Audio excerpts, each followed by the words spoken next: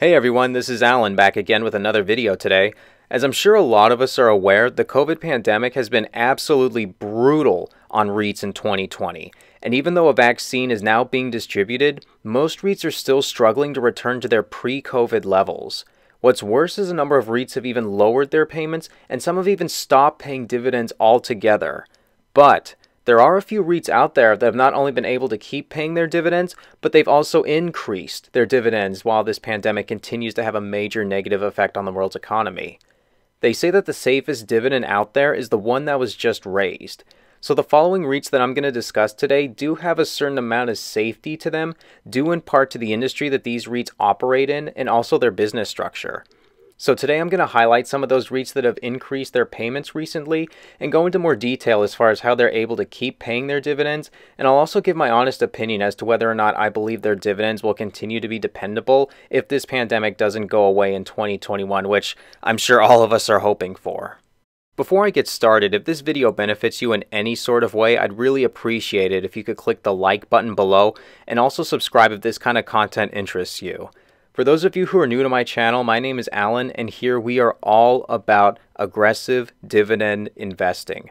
Our goal here is to eventually live off of our portfolios through passive income received through dividends. My investing recommendations tend to be a little more aggressive than other dividend investors out there, all the while not being reckless or trying to gamble, basically. So I'm not the kind of person who's going to recommend that you buy a whole bunch of stocks that are yielding a measly 1.5% in dividends. We go for stocks, ETFs, and bonds that are yielding 4%, 7, 9, even over 11% in certain instances. Because after all, the higher the yields mean the less money that we need to have invested in order to live the rest of our lives off of dividends. So if that sounds like something you'd be interested in, please click the subscribe button to be informed whenever new content premieres on this channel. And with that being said, let's get to the first REIT on my list, which is WP Carey, ticker symbol WPC. WP Carey has continued to grow its dividend at least once a year since 1998. They managed to increase their dividends during the 2008 financial crisis, and they've continued to do so during the COVID pandemic. What makes WP Carey one of my top favorite REITs is its vast diversification. As of September 30th of this year, WP Carey owns properties in nearly 30 countries across North America and Europe. What I also like is how their largest tenants are recession-proof too. So some of their largest tenants include storage companies like U-Haul and Extra Space, which are businesses that tend to do pretty well even during bad economic times. They also own 70 government properties in Spain, which I mean you got to keep governments operating non-stop around the clock during a pandemic, right? WP Carey also owns a lot of distribution centers, industrial properties, and even elementary schools and business-to-business wholesale stores. Granted, they do own hotel properties and consumer services buildings, which, as I'm sure we're all aware, tend to do pretty poorly during bad economic times, but these only account for roughly 11.8% of their property portfolio. Other great things about WP Carey is that they have an occupancy rate of 98.9%, and their largest tenants have an average outstanding lease term of 12.6 years. Remember, the longer the average lease term typically means more stable and predictable income for REITs. Right now, WP Carey has a dividend yield of nearly 6%, and overall, this continues to be one of my favorite REITs, and I think they'll be able to hang in there. Hopefully, this pandemic will start to wind down soon, but if it doesn't, I think WP Carey is a REIT that's very well positioned to keep doing just fine, as long as things don't get terribly worse. Next up, we have Federal Realty Trust, ticker symbol FRT. This is one of the oldest REITs in existence since Federal Realty was founded in 1962, and REITs have only existed since the year 1960. Federal Realty owns a portfolio of really upscale shopping centers in affluent areas across the United States, in places like San Francisco, Los Angeles, Boston, and San Jose, among others. They also own and operate a number of mixed-use properties in these cities, so those are like stores and restaurants that have apartments and condominiums on top of them, which I live in the Phoenix, Scottsdale area, and those kind of properties are really popular around here given how convenient they are. They've just been popping up everywhere, and the rent is ridiculously high, but lots of people are willing to pay to live in these areas. Federal Realty did increase their dividend this year, although it was a very small increase compared to previous years, so they've obviously been affected by the pandemic quite a bit than, say, WP Carey has. And I know at first some of you might be shaking your head and thinking to yourself, wow, shopping centers, everybody knows they're dying because of the internet. Isn't that a bad market to be in? Well, like I mentioned, Federal Realty owns upscale shopping centers, which are actually doing much better than lower-end shopping centers.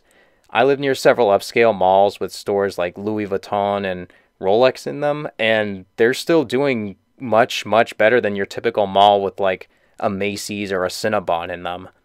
I've never been a shareholder of Federal Realty, but with a dividend history as good as theirs, I'm definitely going to keep my eye on them for the future. This is a company that has continued to increase their dividends for 53 consecutive years, which is really impressive since there really aren't too many REITs who can make a claim even close to that, and it's currently yielding about 4.94%. Now this next pick probably won't be a surprise to everybody, but it's Realty Income, ticker symbol O. This is a REIT that's very well known for their consistent monthly dividend payouts, whereas most REITs pay out quarterly. I also covered them quite a bit in my other video, Get Paid Monthly with These Safe Dividend Stocks in 2021, so if you want to check that video out, I'll have a link for you in the description. But Realty Income is one of the most respected REITs out there, and it's a very well-managed company that holds a portfolio of convenience stores, dollar discount stores, and FedEx locations, among others. While they do own properties in movie theaters and fitness centers, they only make up a small percentage of their total portfolio. Their LA Fitness buildings, for example, currently only make up about 3.3% of their total portfolio, and they've consistently paid out monthly dividends since their founding in 1969 and have raised their dividends 109 times, which is really impressive. As it stands right now, Realty Income is yielding about 4.53%, which historically is really good for this company, so if you're interested in picking up some shares, now might be a really good time for that. Like I said, I just recently covered Realty Income 2 videos ago, so if you want to learn more info, you can check that video out. But if you have any interest whatsoever in REIT or dividend investing, it's pretty hard to overlook this company given how predictable and well managed it's historically been. Now this next REIT is in a field that I don't have a lot of experience in, and that's Crown Castle International Corporation, ticker symbol CCI. This is a specialty REIT that owns and operates cell towers, which is a field that I haven't done much research into yet. But according to their website, they own more than 40,000 cell towers and over 80,000 route miles of fiber in the United States, making them one of the largest cell tower REITs out there. This REIT has actually been performing pretty well during the pandemic, largely due to 5G that's been building a lot of hype in the cell tower REIT space. As I'm sure a lot of us are aware, 5G phone service is becoming much more popular now, and these specialty REITs have been performing pretty decently because of all the 5G hype. Since becoming a REIT in 2014, Crown Castle has continued to grow their dividends, and it's currently yielding 3.34%, which isn't that high when it's compared to other REITs on this list, but this recent increase was one of the largest in the company's history. So who knows, it might be a good sign that more good news is on the way, right? Well, okay, not necessarily, but we certainly hope for the best at least. If you're more of a fan of capital appreciation, this might be a good buy for you.